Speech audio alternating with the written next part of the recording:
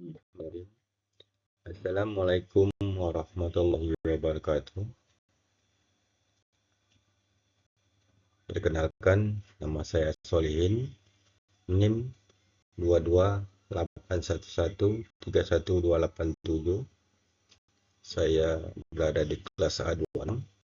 Kali ini saya akan memaparkan materi tentang UAS literasi digital kitab kuning.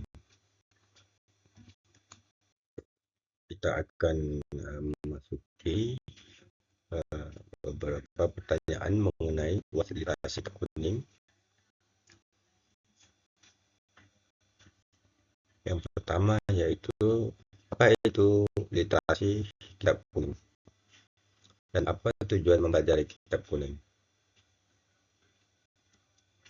Kitab kuning ini menjadi sangat penting dalam tradisi keilmuan Islam karena berisi tentang ajaran-ajaran Islam yang dianggap sebagai pedoman hidup umat Islam.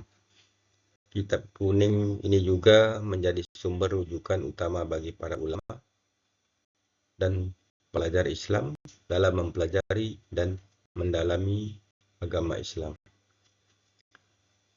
Tujuan dari mata kuliah literasi digital kitab kuning adalah untuk memberikan pemahaman dan keterampilan kepada mahasiswa dalam mengakses, memahami, dan mengelola informasi yang terdapat di dalam digital kitab kuning secara digital.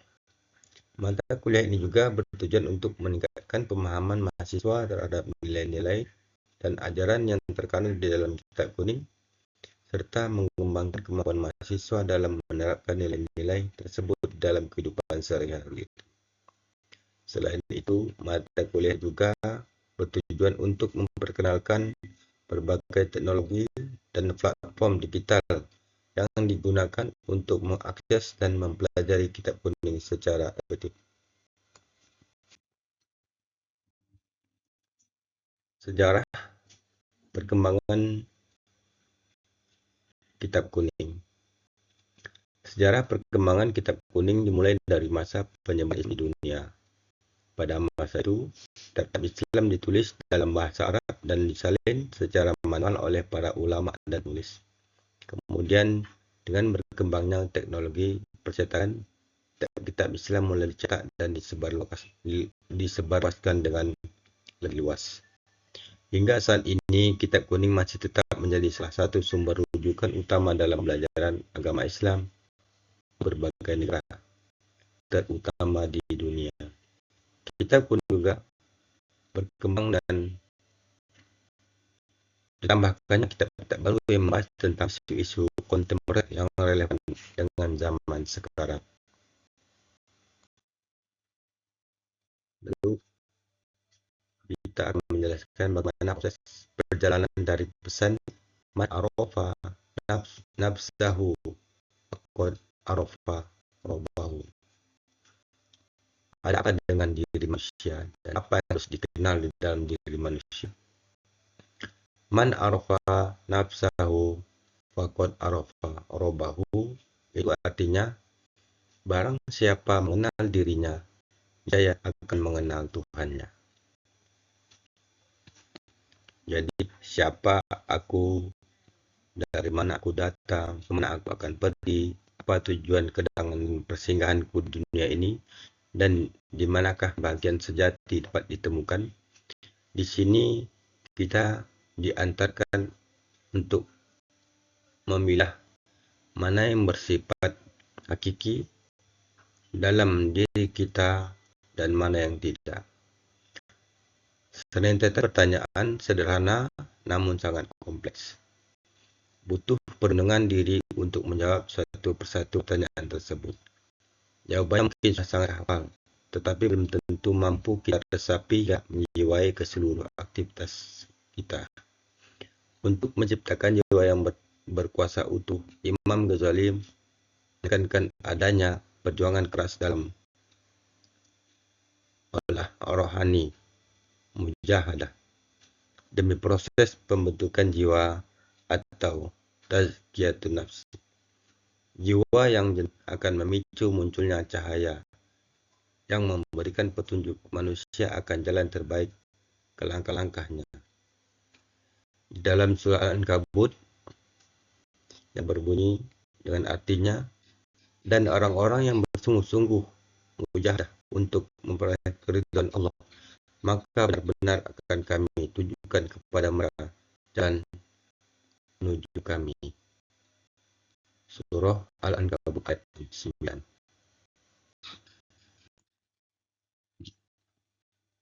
Selanjutnya kita akan memaparkan sholat yang bermanfaat yang bisa mencegah manusia dari perbuatan keji dan mungkar.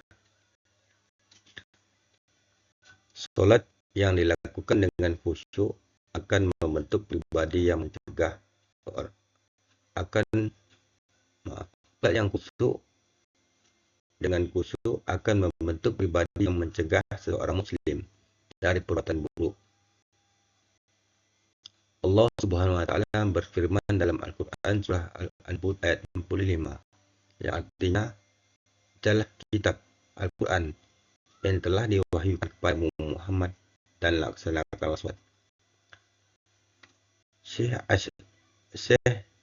As-Sari rahimullah berkata, bentuk salat yang dapat mencegah dari perbuatan keji dan mungkar ditandai dengan menyempurnakan salat, yaitu memenuhi rukun, syarat, dan berusaha khusyuk dalam salat. Karena ibadah salat yang diperintahkan oleh Allah berisi dan muhasabah kepada Allah, sehingga ia akan selalu takut kepada Allah dan enggan untuk melakukan segala kemaksiatan. Hal ini terjadi karena ia merasa bahwa yang dilakukan selalu diketahui atau ditetap oleh Allah Subhanahu wa taala. Lalu kita akan menjelaskan mengenai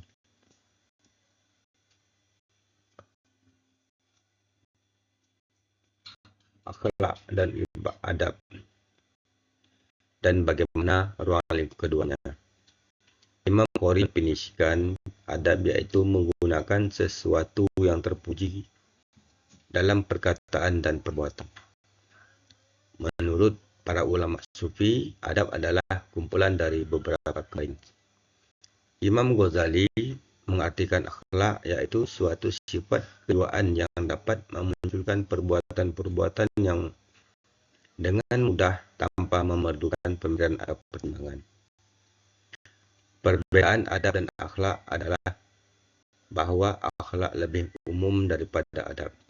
Akhlak mencakup segala tindakan baik dan buruk, sedangkan adab hanya dikonotasikan pada perbuatan baik saja.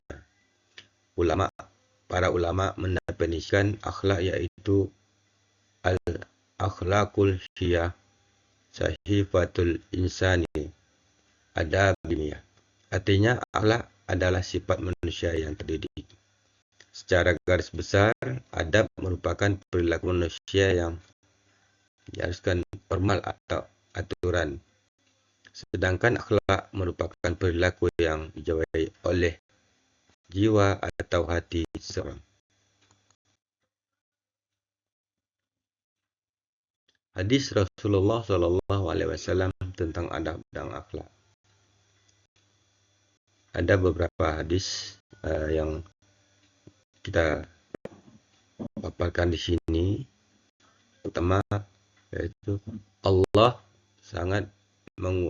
Subhanahu wa taala mengutus Rasulullah ke muka bumi untuk menyempurnakan akhlak hambanya. Rasulullah dijadikan tauladan dengan suri tauladan bagi umat manusia dalam berperilaku melalui ajaran yang dibawanya. Rasulullah memerintahkan umat Islam untuk senantiasa memperhatikan akhlak dan adab, sebab yang demikian lebih utama di sisi Allah Subhanahu wa taala. Dalam buah hadis Rasulullah sallallahu alaihi wasallam sabda dan bertutur kata, sesungguhnya perkara yang lebih berat ditimbang amal bagi seorang mukmin adalah akhlak yang baik. dan Allah tidak menyukai orang yang berbicara keji dan kotor. Hadis riwayat At-Tirmizi. Diriwayatkan dari Nuh ibnu Abbad dan Sabit dari Anas secara marfu. Sesungguhnya seorang hamba benar-benar dapat mencapai tingkat yang tinggi di akhirat dan kedudukan yang mulia berkat akhlak yang baik, padahal sesungguhnya ia lemah dalam hal ibadah, dan sesungguhnya ia benar-benar dijerumuskan ke dalam dasar jahanam karena keburukan akhlaknya, walaupun dia adalah seorang ahli ibadah.